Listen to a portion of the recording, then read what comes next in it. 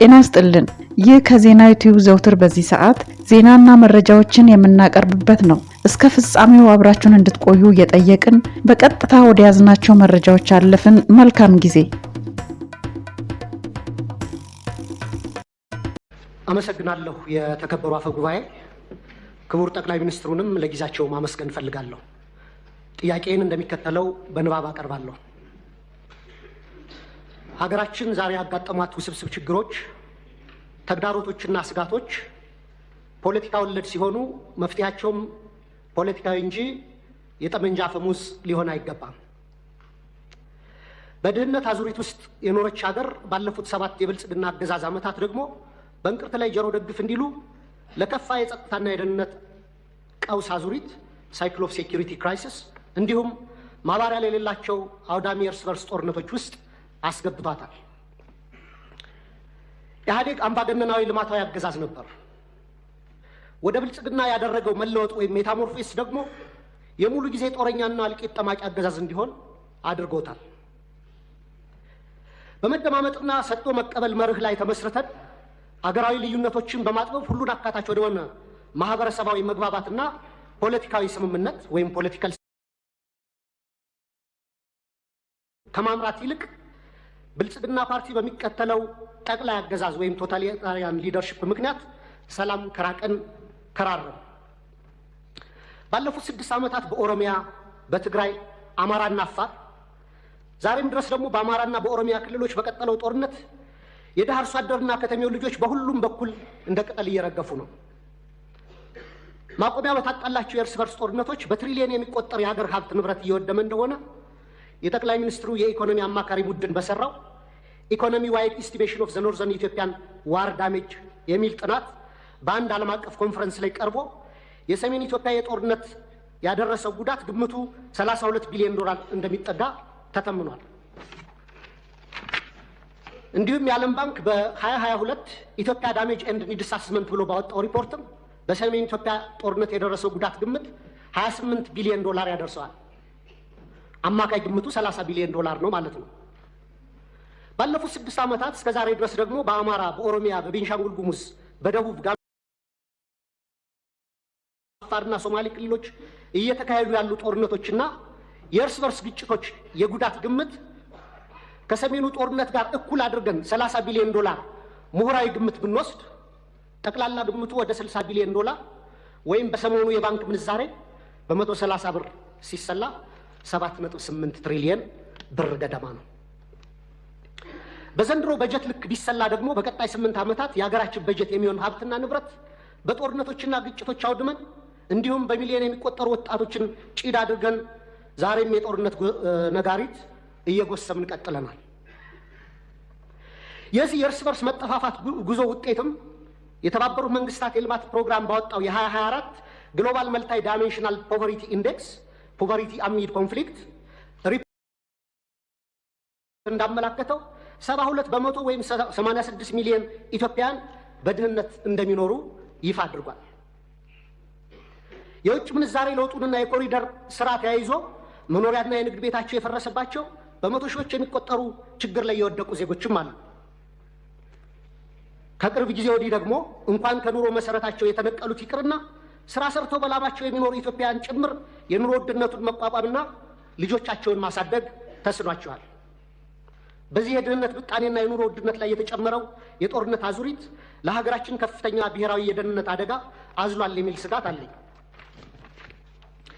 በሰብአዊ መብቶች ጥበቃ ረገድም የተባበሩት መንግስታት ድርጅት የሰብአዊ መብት ኮሚሽን በኢትዮጵያ ላይ በቅርቡ ባወጣው አፕዴት ኦን ዘ ሂውማን ራይትስ ሲቹዌሽን ኢን ኢትዮጵያ ጁን 2024 ሪፖርት በሀገራችን ላይ እየደረሰ ያለውን ከፍተኛ ሰብአዊ መብት ጥሰት በዝርዝር አቅርቧል። ሪፖርቱ እንደ ሀገር የማያወላዳ ትኩረትና አፋጣኝ እርምጃ እንድንወስድ የሚሹትን የተንሰራፉና ስልታዊ የሰብአዊ መብት ረገጣዎች የደረሱበትን አሳሳቢ ሁኔታ ያሳያል። በሪፖርቱ የተካተቱ ጉዳዮች ልብ የሚሰብሩና በጣም አሳሳቢ ናቸው። ለምሳሌ በፈረንጆቹ 2023 ብቻ በተፈጸሙ 594 የመብት ጥሰቶች በትንሹ 8253 ተጎጂዎች ተመዝግበዋል። ከነዚህ ውስጥ 1106 ሲቪሊያኖች በአማራ ክልል፣ 366 ሲቪሊያኖች በኦሮሚያ ክልል ተገድለዋል። በ5 ወራት ብቻ ከ250 በላይ ሰላማዊ ሰዎች በድሮን ተገድለዋል። ከላይ ለማሳያ በሪፖርቱ የተካተተው የተጎጁ ሲቪሎች ቁጥር ሲሆን አክቹዋሊ የተጎጂዎች ቁጥር ግን ከዚህም የሚበልጥ ነው። እነዚህ የተንሰራፉ የመብት ረገጣዎችና ከህግ ውጭ ግድያዎች በፈረንጆቹ 2024-25 ዓመተ ምህረት ተባብሰው ቀጥለዋል። የድሮን ጥቃት ዛሬም በአማራ ክልል ተጠናክሮ የቀጠለ ሲሆን ህፃናትን ጨምሮ ሲቪሊያኖች እየተገደሉበትና የሲቪሊያን ተቋማት እየፈረሱ እንደሆነ ቢቢሲን ጨምሮ በዓለም አቀፍ ሚዲያዎች ተዘግቧል። በተጨማሪም ሪፖርቱ የዴሞክራሲያዊ ማህበረሰብ አስፈላጊ ምሰሶች በሆኑት ሐሳብን በነጻነት የመግለጽ፣ የመሰብሰብ፣ የመደራጀት መብት ላይ ከፍተኛ ገደቦች መደረጋቸውን በአጽንኦት አመላክቷል። ጋዜጠኞች፣ አክቲቪስቶች እና ሰላማዊ ዜጎች እውነትን የመናገር መብታቸውን በመጠቀም ተጠያቂነት እንዲሰፍን በመጠየቃቸው ብቻ ማስፈራራት፣ እንግልት፣ ስደት፣ እስራት እና አለፍ ሲልም እገታና አስገድዶ መሰወር ይደርስባቸዋል ይላል ሪፖርቱ። ለምሳሌ ያለመከሰስ መብት ያላቸው አማራ የሆኑ የፌዴራልና የክልል ህዝብ እንደራሴዎች የሆኑት አቶ ክርስቲያን ታደለ፣ አቶ ዮሐንስ ጓያለው፣ ዶክተር ካሳ ተሻገር ያለመከሰስ መብት ሳይነሳ ተይዘው ለ20 ወራት ታስረው ይገኛሉ። የተቃዋሚ ፓርቲ አመራሮች የሆኑት የአብን ስራ አስፈጻሚ ኮሚቴ አባል ዶክተር ቴዎድሮስ ኃይለማርያም፣ የኢዜማ የቀድሞ ሊቀመንበር ዶክተር ጫኔ ከበደም ከታሰሩ 2 ዓመት ሊሞላቸው ነው። በተመሳሳይ በርካታ የአማራ ጋዜጠኞች እንደ ምሳሌ መስከረም አበራ፣ ገነት አስማማ፣ ጋዜጠኛ ጎበዜ ሲሳይ፣ ጋዜጠኛ አባይ ዘውዱ፣ ጋዜጠኛ ዳዊት በጋሻውና ቴዎድሮስ ንብረት፣ የአማራ ምሁራን የሆኑት ዶክተር ወንዶሰን አሰፋ፣ ረዳት ፕሮፌሰር ሲሳይ ብቸው፣ ፕሮፌሰር ማረጉ ቢበይን፣ ዶክተር ዘሪሁን ባህሪ፣ ዶክተር መሰረት ቀለመወርቅ፣ ዶክተር ገብረአብ አረሙ፣ ረዳት ፕሮፌሰር ዳኛ አበበን የመሳሰሉ ምሁራን እና ጠበቃ ለልይ ምረቱና ጠበቃ ኤርሚያስ መኩሪያ አይነት የህግ ባለሙያዎች እንዲሁም የመንግስት ሰራተኞችና ወጣቶች በአጠቃላይ 182 የሚደርሱ አማራዎች በ25 የሽብርና ህገ መንግስታዊ ወንጀሎች መዝገብ ተከሰው ያለ ፍትህ ለ20 ወራት በፍርድ ቤት ይመላለሳሉ። የዘገየ ፍትህ እንደተነፈገ ይቆጠራል እንዲሉ የፍትህ ስርዓቱ ዛሬም ቀልጣፋና ፍትሃዊ ውጤት ማምጣት እንዳልቻለ አመላካች ነው። በኢህአዴግ ጊዜ ይደረግ እንደነበረው ሁሉ ፍርድ ቤት በተደጋጋሚ ይመላለሳሉ። ፍትህ ግን እንደ ሰማይ ርቋቸዋል። በጦር ሜዳ እያዋጉ ተይዘው የታሰሩ የህወሓት አመራሮችን በአጭር ጊዜ የፈታ መንግስት በገዢው ፓርቲ አሰራሮች ላይ የሰላ ትችት የሚሰነዝሩ አማራዎችን ይህን ያህል ጊዜ ያለ ፍርድ ማሰር የገዢውን ፓርቲ አማላጠር ፖሊሲዎች በግላጭ የሚያሳይ ነው። የአማራ ክልሉን ጦርነት ተከትሎ ለ10 ወራት የቆየ አስቸኳይ ጊዜ አዋጅ በታወጀበት ባለፉት 20 ወራት ውስጥም በሺዎች የሚቆጠሩ አማራዎች መታወቂያቸው እየታየና በብሔር እየተለዩ ኢተኒክ ፕሮፋይሊንግ እየተደረጉ ታስረዋል። ኢሰብአዊ ለሆኑ አያያዞች መጋለጣቸውንም መንግስታዊ የመብቶች ተቋም ኢሰመቁና ዓለም አቀፍ ድርጅቶች ጭምር ገልጸውታል። የአስቸኳይ ጊዜ አዋጅ ከተጠናቀቀ በኋላ ባለፈው ወር በመዲናችን እስከተካሄደው የአፍሪካ መሪዎች ጉባኤ ድረስ የአማራ ልጆች ጅምላ እስር አልቆመም። የተባበሩት መንግስታት ድርጅት የሰብአዊ መብቶች ኮሚሽን ባወጣው ሪፖርት ውስጥ የተካተቱ አብዛኛዎች የመብት ጥሰቶች መንግስታዊ ተቋም በሆነ የኢትዮጵያ ሰብአዊ መብቶች 2016 ሪፖርት በምርመራ ጭምር የተረጋገጡ ናቸው። በተጨማሪም ኢሰመጉ፣ አምነስቲ ኢንተርናሽናል፣ ሂውማን ራይትስ ዋች፣ ሲፒጄ እና የአውሮፓ እና የአሜሪካ ኤምባሲዎች ጭምር ባወጣቸው ሪፖርቶች እና መግለጫዎቻቸው አሳሳቢነታቸውን ገልጸዋል። መንግስታዊ ኢሰመጉ ጥቅምት 13 2017 ባወጣው ሪፖርትም በአዲስ አበባ በአማራና በኦሮሚያ ክልሎች የተለያዩ አካባቢዎች በርካታ ዜጎች ያስገድዶ መሰወር ወይም ፎርስድ ዲስአፒራንስ ሁኔታ ሊያቋቁም በሚችሉ እና ያሉበት ሳይገለጽ በተራዘመ እስር ውስጥ እንደሚገኙ ተመላክቷል። የፖለቲካ ምህዳሩን ስናይ ደግሞ ተዘግቶ ምንም አይነት የተቃውሞ ድምጾች እንዳይሰሙ ከፍተኛ የመብቶች መቃ እየተፈጸመ ሲሆን በብልጽግና የሴፍቲኔት ፓኬጅ ውስጥ ያልተካተቱ ጥቂት የተቃውሞ ድምጾችም ሳፎኬት ተደርገው በደመነፍስ ለመተንፈስ እየተፍጨረጨሩ ነው።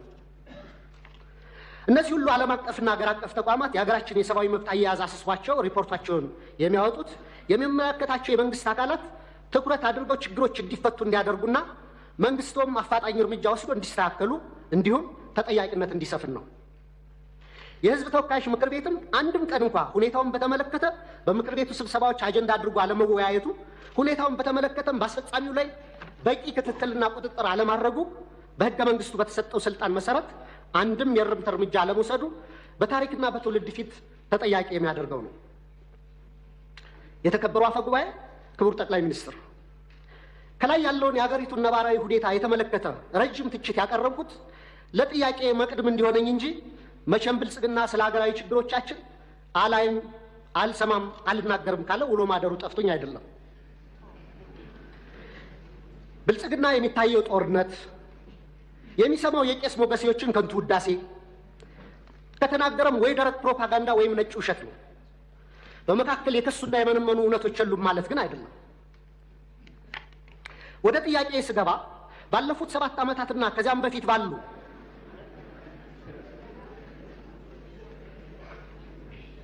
አስርት ዓመታት በኢትዮጵያ ውስጥ በተለይም በአማራ፣ በኦሮሚያ፣ በአፋር፣ በትግራይ፣ በደቡብ፣ በቤንሻንጉል ጉሙዝ፣ በጋምቤላና በሌሎችም አካባቢዎች ለተፈጸሙ ሰፊ የሰብአዊ መብት ጥሰቶች ግሮስ ሂውማን ራይትስ ቫዮሌሽንስ፣ በሰብአዊነት ላይ ለተፈጸሙ ወንጀሎች ክራይም አጌንስት ሂውማኒቲ፣ የጦር ወንጀሎች እንዲሁም የዘር ማሳሳትና የዘር ማጥፋት ወንጀሎች መፈጸማቸውን መንግስቱ እውቅና የማይሰጠውና ኃላፊነት የማይወስደው እንዲሁም ገለልተኛ ዓለም አቀፍ ምርመራዎች እንዲካሄድ የሚደረጉ ጥሪዎችን የሚያጣጥለው ለምንድን ነው? የሽግግር ፍትህ ከመጀመሩ በፊት እነዚህ ወንጀሎች በገለልተኛ ዓለም አቀፍ ተቋማት ተመርምረው የተፈጸሙ ወንጀሎች እንዲለዩ አትሮሲቲ ዲተርሚኔሽን እና በስማቸው እንዲጠሩ መደረግ አለበት። ከዛም ጥፋት ፈጻሚዎችን ለፍርድ ማቅረብና ተጎጂዎችን መካስ ወዘተ የሽግግር ፍትህ ሂደቱ አካል እንዲሆኑ ሊደረግ ይችላል። እንደ ሀገራዊ ምክክር ኮሚሽን አይነት ሂደቶችም የሀገራችንን ችግሮች እንዲፈቱ ከልብ የምንፈልግ ከሆነ በአማራና በኦሮሚያ ክልል እየተካሄዱ ያሉ ጦርነቶች፣ አውዳሚ ወንድማማች ጦርነቶች በአስቸኳይ እንዲቆሙ ሳይለንሲንግ ዘገንስ መደረግ አለበት። የሰሜኑን ጦርነት እንዲቆም ያደረገው ዋነኛው አካል የፌዴራል መንግስቱ ሲሆን አሁንም በተለያዩ የሀገሪቱ አካባቢዎች ያሉ ጦርነቶችን የማስቆም ተቀዳሚ ኃላፊነቱ የሞራልና የታሪክ ተጠየቅም የሚወድቀው በፌዴራል መንግስቱ ላይ ነው። መንግስታዊ ያልሆኑ ተፋላሚዎች ኃላፊነታቸው በሁለተኛ ደረጃ የሚታይ ነው። ዘመናዊ የሀገራችን ታሪክ ብናይ እንኳን ለ100 ዓመታት የፖለቲካ ችግሮቻችን በጠመንጃ አፈሙዝ ለመፍታት የሄድንበትና ዛሬም የቀጠልንበት መንገድ የዓለም ጭራ የሌሎች ሀገራት መሳቂያና መሳለቂያ ያደረገን ችግር ሲሆን ከዚህ የግጭትና የጦርነት አዙሪት በአስቸኳይ ካልወጣን እንደ ሀገር ለመቀጠል የምንችልበት ምንም ማስተማመኛ የለንም። በዚህ ረገድ መንግስት ዋነኛ ኃላፊነት ይኑርበት እንጂ የአማራ ፋኖ ኃይሎችና የኦሮሞ ነጻነት ሰራዊትም ጦርነቶችን ለማስቆምና የሚታገሉላቸው ዓላማዎች በሰላማዊ መንገድ እንዲመለሱ ማድረግ የሚቻልባቸውን እድሎች ሁሉ አሟጠው እንዲመለከቱ፣ ለሰላም ለሚደረጉ አገራዊም ሆነ ዓለም አቀፋዊ ጥሪዎችና ጥረቶች መሳካትም የድርሻቸውን እንዲወጡ በወከለኝ የባህር ዳር ከተማ ህዝብ በመላ ኢትዮጵያና በራሴ ስም ጥሪ ማቅረብ እፈልጋለሁ። በጣም አመሰግናለሁ።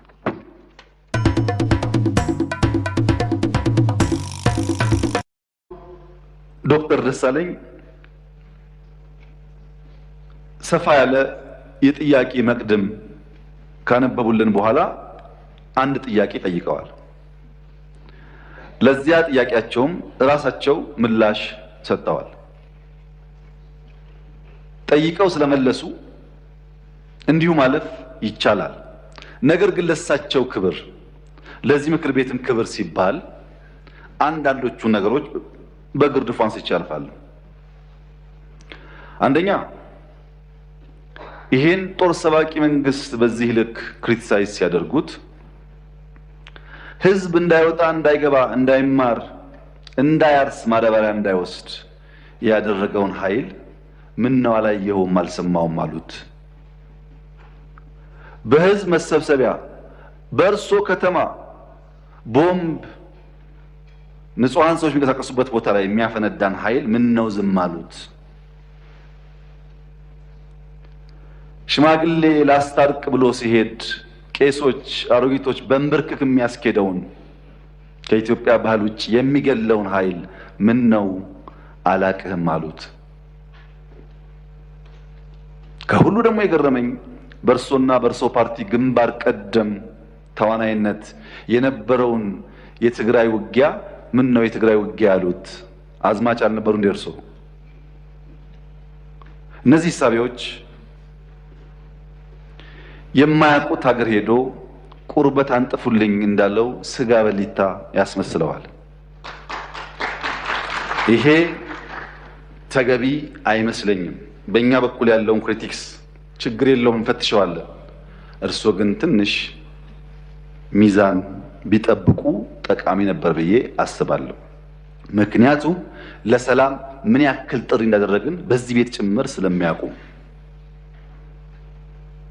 ሌላ በጣም የገረመኝ ጉዳይ የእርሶ መንግስት በቄስ ሞገሴዎች ውዳሴ ያሉት እኛ ሰፈር ፊታውራሪ መሸሻ የሉም፣ ቄስ ሞገሴዎች ምን ያደርጋሉ ነው።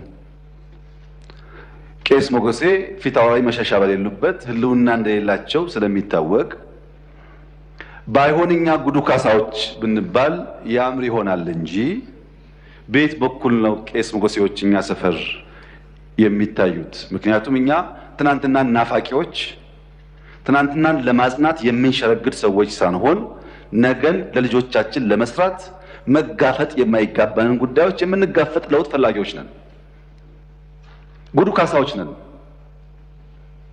ይሄንን እሳቤውን እዚህ ቤት የነበሩት ሐዲስ ዓለማየሁ ለአፍታ ተነስተው ጥያቄውና ኢትዮጵያ ውስጥ ያለውን ነገር ቢመለከቱ ምን ነው ያብዬን ወደምዬ የሚሉ ይመስለኛል። መንግስታችን ለክሪቲክስ በጣም ክፍት ነው። ኢትዮጵያ ውስጥ ባልተለመደ ሁኔታ ስልክ ያለው ማይክ የያዘው ሁሉ የሚናገርበት ዘመን ነው ይሄ ዘመን። ሐሳብ በመግለጽ ሰው ይታሰራል ላሉት እርስዎ እዚህ ፓርላማ አካባቢ ከመቅረቡ በፊት የዚህ ፓርላማ አባል ነበርኩ ነኝ። ቅድም እንዳደረጉት አይነት ግላጭ ስድብ አይፈቀድም ፓርላማ ውስጥ። ነበርንበት፣ እናውቀዋለን። ሰው በንግግሩ የሚታሰር ከሆነ ጦረኛ፣ ግጭት ጨማቂ፣ ጆሮ የሌለው ከሚል በላይ ስድብ ምን አለ? እዚህ ፊት ለፊታችን ሆነው እየተሳደቡ እንኳን ካልታሰሩ ሰው በንግግሩ ብቻ አይታሰርም ማለት ነው። ጦረኛ፣ ግጭት ጨማቂ፣ ጆሮ አልቦች ካሉ በኋላ ልክ እናስገባችኋለን፣ በትጥቅ በ2 ሳምንት 4 ኪሎ እንገባለን ቢጨምሩበት ግን እርሶም አይቀርሉትም ነበር። በመሳደብ አይደለም። ከዚህ አልፎ በኃይል የተመረጠን መንግስት መናት ሲጨመርበት ነው ጸብ የሚመጣው። ዩቲዩብ ላይ የተናገረ ሁሉ ጋዜጠኛ ሆኖ ጋዜጠኞች ታሰሩ ያሉት እንደዚህ ዘመን መቼም የኢትዮጵያ ሕዝብ ይታዘባል። ከፓርላማም ውጭ ሰው እንዳሻው የሚናገርበት ዘመን፣ ሁሉ ጉዳይ ፖለቲካ የሆነበት ዘመን ያለ አይመስለኝም። ይሄ ሲባል ይሄ መንግስት ሆሊ ነው፣ ምንም አይነት እንከን የለውም፣ ስራው ሁሉ የተቀደሰ ብዬ ልመጻደቅ አልፈልግም። እርስዎ ካቀረባቸው ሀሳቦች ውስጥ መፈተሽ ያለባቸው ጉዳዮች ይኖራሉ፣ መታረም ያለባቸው ጉዳዮች ይኖራሉ። በእስርም በክስ ሂደትም በሌላም ጉዳይ መንግስት ሁልጊዜ ራሱን ክፍት አድርጎ መፈተሽ አለበት። እንከን የለኝም የሚል መንግስት አያድግም። ነገር ግን ሚዛን ሲጠፋ ለሚሰማውም ትውልድ ለእርሶም ፓርቲ ጉዳት ያለው ስለመሰለኝ ነው። ምክንያቱም ይሄ መንግስት አሁን ያለው መንግስት የእርሶ ፓርቲ መንግስት ሆኖ ያቋቋመው ነው። የእርሶ ፓርቲ ሊቀመንበር የኔ ካቢኔ አባል ናቸው። የእርሶ ፓርቲ አመራሮች በአማራ ክልል፣ በአዲስ አበባ ክልል ውስጥ፣ በአዲስ አበባ ከተማ ውስጥ አመራሮች ናቸው። በጋራ የምንመራው መንግስት ነው። እናንተም ስላላችሁ እኛም ስላለንበት ሰዎችም ስለሆን ስንፍናዎች ይኖራሉ፣ ድካሞች ይኖራሉ፣ መታረም የሚገባቸው ጉዳዮች ይኖራሉ። ለምሳሌ ጦርነት በሚመለከት ወደ ኋላ መለስ ብለው የኢትዮጵያን የ100 ዓመት ታሪክ ይመልከቱ። በ100 ዓመት ጊዜ ውስጥ 7 ዓመት ሙሉ ከአንድም ጎረቤት ጋር ያልተዋጋ ብቸኛው መንግስት የኛ መንግስት ነው። ባለፉት 7 ዓመታት ከየትኛውም ጎረቤት ጋር አንድ ጥይት አልተኮሰም። እኔ በታሪክ የማውቀውን ሳይሆን በአካል የማውቀውን ግን ላስታውሰው። በ83 ገብቶ 84 መንግስት የመሰረተው የኢህአዴግ መንግስት እስከ 90 ዓመተ ምህረት ባለው 6 ዓመት ጊዜ ውስጥ መጀመሪያ ከሳውት ሱዳን ኢታንግ ላይ፣ ቀጥሎ ከሱዳን፣ ቀጥሎ ከኤርትራ ውጊያ አካሂዷል። በኋላ የሶማሌውን ሳይጨመር ማለት ነው። በ7 ዓመት ጊዜ ውስጥ በደርግም የሚያውቁት ታሪክ ነው። በንጉሱ ጊዜም እንዲሁ ባለፉት 7 ዓመታት ከአንድም ጎረቤት ጋር ያልተዋጋ ነው። የሚያጋጩ ጉዳዮች ስለሌሉ ሳይሆን ግጭት ጉዳት አምጪ እንደሆነ ስለምናውቅ ነው፣ ስላደግንበት ስለምናውቀው ነው። በሀገር ውስጥ ቤኒሻንጉል ጋር ያሉ ታጣቂዎች በሰላም ተደራድረን አላስገባንም። ይሄ አይታወቅም፣ ለምክር ቤት አያውቀውም። ኦሮሚያ ውስጥ በጣም በርካታ ሴክቶች እንደገቡ አይታወቅም። በአማራ ክልል ባለፉት 2-3 ቀናት ብቻ ከ70 በላይ ሰዎች በሰላማዊ መንገድ ገብተዋል። 2-3 ቀን ብቻ። በአፋር ክልል፣ በሶማሌ ክልል በርካታ የሰላም ድርድሮች ተካሂደዋል። ለዚህ ነው መጠነኛ ለውጥ መሻሻሎች ያሉት። እስካሁን አብራችሁን ስለቆያችሁ እያመሰገንን በቻናላችን የምንለቃቸውን ዜናና መረጃዎች በሰዓቱ እንዲደርሱ ሰብስክራይብ፣ ላይክ እና ሼር ማድረግ እንዳይዘነጉ እያልን ለሀገራችን ሰላምን፣ ለሕዝባችን አንድነትን እየተመኘን ተሰናበትን።